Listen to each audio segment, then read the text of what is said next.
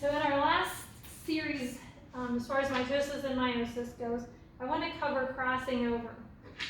So we kind of mentioned this, but skipped over the details of the meiosis video.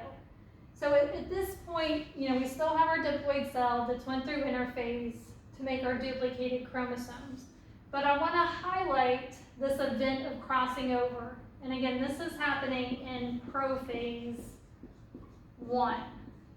Okay, so it doesn't happen in mitosis and it doesn't happen in any other part of meiosis, only during prophase 1. So what I'm going to do is just pull out these chromosomes. I'm not going to show them condensed just so that you can better see it. But again, they would be condensed and attaching to those microtubules. Okay, so remembering prophase, we get synapsis. So chromosome 1 from the sperm and 1 from the egg are going to find each other and they are going to pair together. So this is chromosome number 1, and again, this event is synapsis. And that would also occur with our chromosome number 2. Just a little bit longer to show that it's a different chromosome here.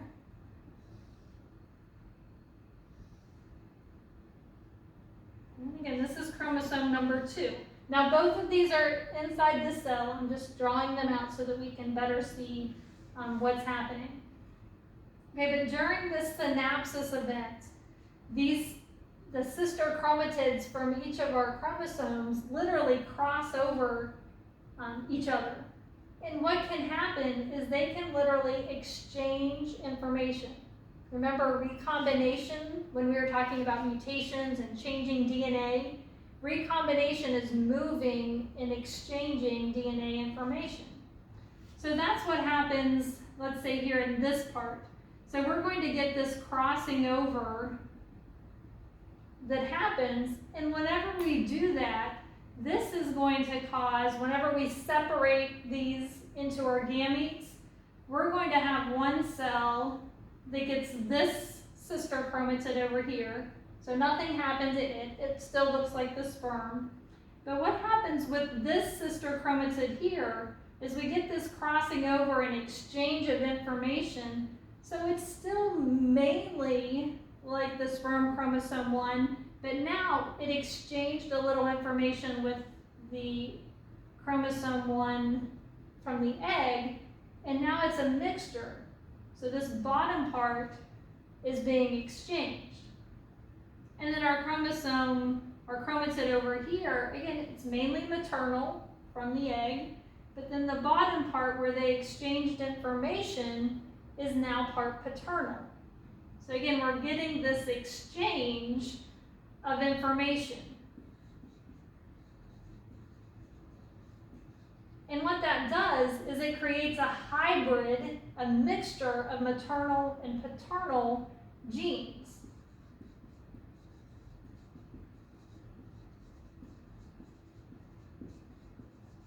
So these two are completely new. They're not like either parent. They have a whole new combination of genes in here that have now switched. So it's mainly paternal, with a little bit of mom in there.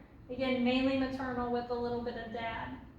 And then our other chromatid over here, it would not have changed. It would be completely identical to our mom. All right, now the event is going to happen for all of our chromosomes. So you're going to have 23 pairs of chromosomes, so they can all go through crossing over. So we're just going to illustrate this one going through crossing over in 2 places. So we're going to show crossing over at the bottom, but also here at the top. So again, it can cross over more than one time, so we can get all kinds of combinations of these hybrid chromatids. So again, the chromatid over here is not involved, so it's going to be the same. The one over here for the mom, it's still going to be the same. But now we're going to get these 2 combinations, these 2 hybrids. So we're going to have a little bit of mom information, mainly dad, and then again a little bit of mom down here at the bottom. And then on our other chromatid, it's just the opposite. So a little bit of dad at the top, mom in the middle, dad at the bottom. Okay, so they can cross over in multiple locations and exchange that DNA. So again, now we've exchanged in 2 locations.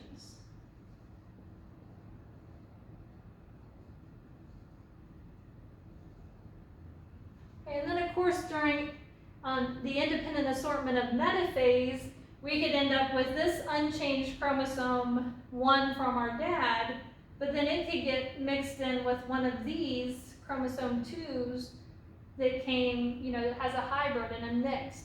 So now it's not going to be just like either parent, because of this crossing over and the way that they line up during metaphase could cause any kind of combination to occur. So again, even though we're starting with the same cell, with meiosis and crossing over and that independent assortment during metaphase, there are almost endless combinations of gametes that can be produced due to this exchanging of information during crossing over. All right, any questions about any of this, please reach out.